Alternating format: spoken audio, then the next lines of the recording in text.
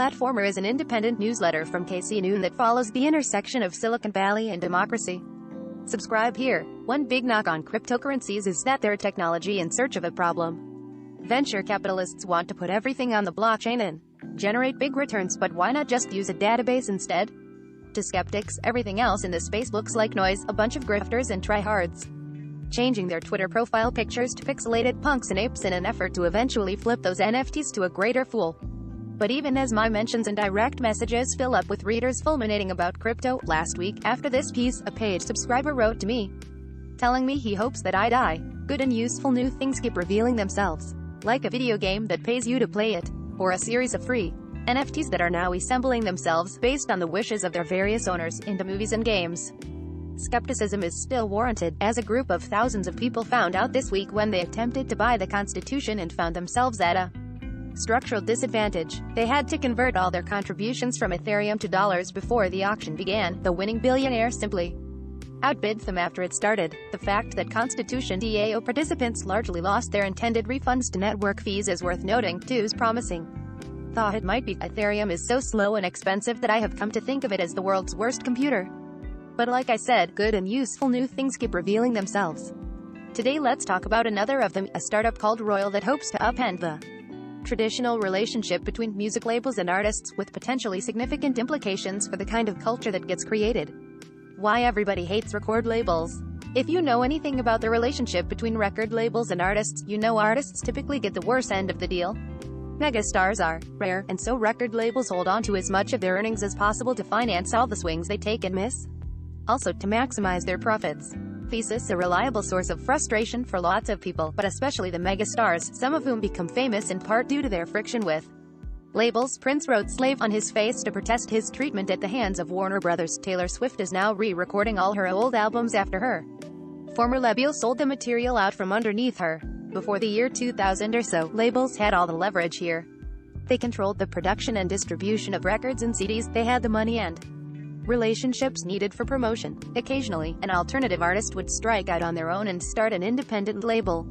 But for the most part, the major record labels controlled the industry. Then came the internet. At first, it seemed that file-sharing services like Napster might kill off the major record labels altogether. But the labels were saved by the rise of streaming services like Spotify, which helped them make their existing back catalogs more profitable than ever before. That was great news for the record labels, but the fundamental tensions with artists remained.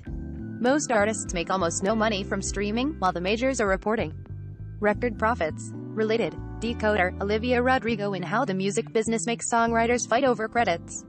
The internet knows a vulnerable middleman when it sees one. Your margin is my opportunity, and all that, and few middlemen look more vulnerable, from this perspective, than record labels. Royal comes for the royalties.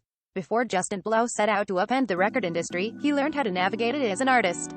Recording and producing electronic dance music under the name 3Lau, pronounced Blau like his surname, he produced original tracks and remixes for artists including Rihanna, Katy Perry, and Ariana Grande, among others. In 2016, he launched his own record label, Bloom Records. But a couple years earlier he had met the Winklevoss twins, of the social network fame, who had successfully reinvented themselves as crypto evangelists. They love dance music. Also, they're billionaires now. Blau had studied finance in college, and had become enchanted by the vision the twins shared with other crypto backers, a means for creating a frictionless transfer of value anywhere in the world. But it wasn't until 2017, when Ethereum began its rise, that he began to consider the implications for music. Ethereum's smart contracts, which can automatically execute transactions without the need for an intermediary, felt like they could be a building block for something. By selling ownership directly to fans, Blau generated far more than any record label would have paid him. Earlier this year, Blau put it into practice. In February, he sold various NFTs of his album Ultraviolet in an auction. To almost everyone's surprise, the auction generated $11.7 million in sales. This offered an early hint of how the blockchain could uniquely change the music industry. By eliminating the record labels and selling ownership of his music directly to fans, Blau generated far more than any record label would have paid him. That planted the seeds for Royal, a startup whose name hints at its core purpose. After Blau's success with selling his own album, investors lined up to throw money at him. In August, while still at the seed stage, he raised an eyebrow-raising $16 million for a platform that would let other artists sell ownership stakes to their fans. Here's how Danny Nelson described the process at CoinDesk. Limited digital assets, or LDAs, are the backbone of the system, Blau explained in a call. An artist decides how much of his or her royalty share to reserve for LDA-holding fans and how many official editions to mint for a given song. Royal then facilitates the sale of those LDA tokens, generating cash for the artist and the possibility of future income from the song owners. A song with 100 official editions might entitle each holder to 0.5% of the royalties it generates, Blau said. The idea is to take the traditional record industry model, in which the label might keep 80% of all future royalties, and flip it to one where the artist keeps 80%. Royal takes a cut of primary sales that is under 10%, the company said, as well as a cut of secondary sales. What's an NFT? NFTs allow you to buy and sell ownership of unique digital items and keep track of who owns them using the blockchain. NFT stands for non-fungible token, and it can technically contain anything digital, including drawings, animated GIFs, songs, or items in video games. An NFT can either be one of a kind, like a real-life painting, or one copy of many, like trading cards, but the blockchain keeps track of who has ownership of the file. NFTs have been making headlines lately, some selling for millions of dollars, with high-profile memes like Nyan Cat and the deal with its sunglasses being put up for auction. There's also a lot of discussion about the massive electricity use and environmental impacts of NFTs. If you understandably still have questions, you can read through our NFT FAQ. This summer, Blau tested the platform by giving away 333 NFTs representing half the streaming ownership in his new single. Those songs have now generated more than $600,000 in sales and are worth more than $6 million. And so just 4 months after Royal raised its seed round, investors are even more excited. On Monday, Blau announced that Royal had raised another $55 million, with new investors including the Chainsmokers, Nas, and Kygo. I really do think we're scratching the surface here, Blau told me in an interview this week.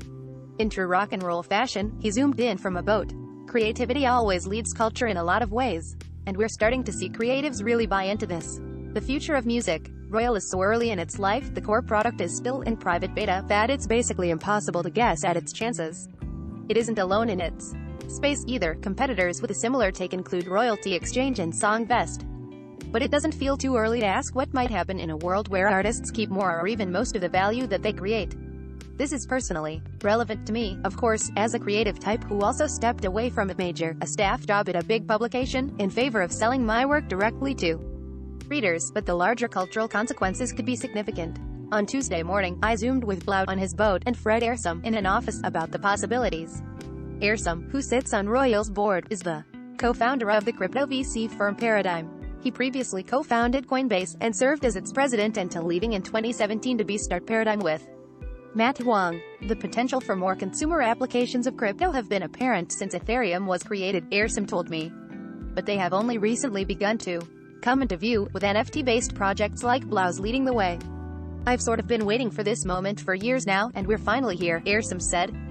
Here are some of the possibilities that Blau and Ehrsam see if more artists use crypto tools to sell their work. Artists own their own businesses on the internet. Maybe the most obvious implication, and on one level, not all that new. Many artists already create businesses of various sorts to publish albums, organize tours, and so on. What's new is that the record label doesn't necessarily need to be a part of it at all. This is important for a lot of reasons, but perhaps the most important one is that you incentivize the creation of different kinds of music. Stories abound of record labels not recognizing the genius of their talent.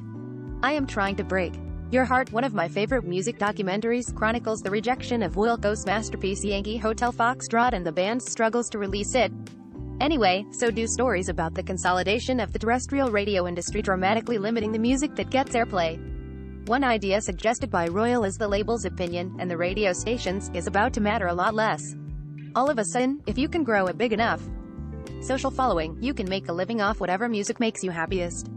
This is somewhat true today, of course, but primarily to musicians who can live off touring and streaming revenue, a very small number of people, at least compared to the number of creators who make a living off, for example, YouTube and TikTok. We've seen this with other new internet platforms in the past, and YouTube is a great example, where you end up getting all these creators, and all this novel content that you never would have gotten without the platform, Ehrsam told me.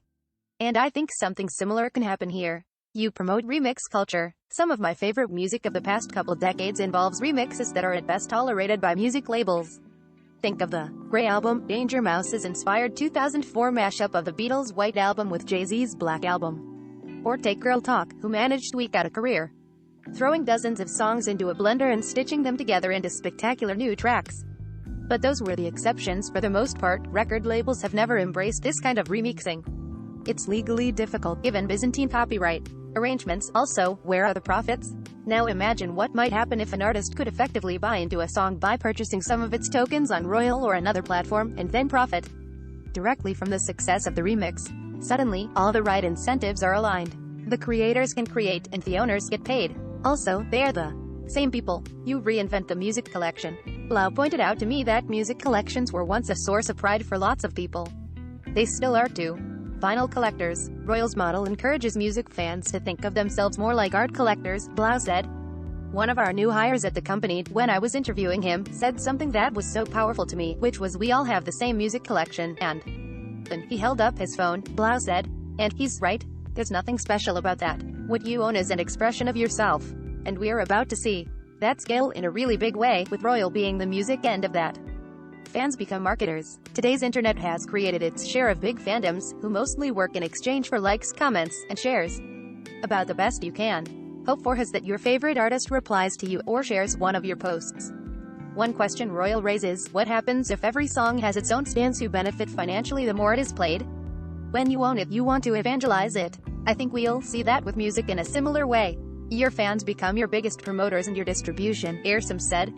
We've seen that with Bitcoin in the past. When you own it, you want to evangelize it. I think we'll see that with music in a similar way. Earsom also predicted we will eventually see new kinds of creative work coming from fans.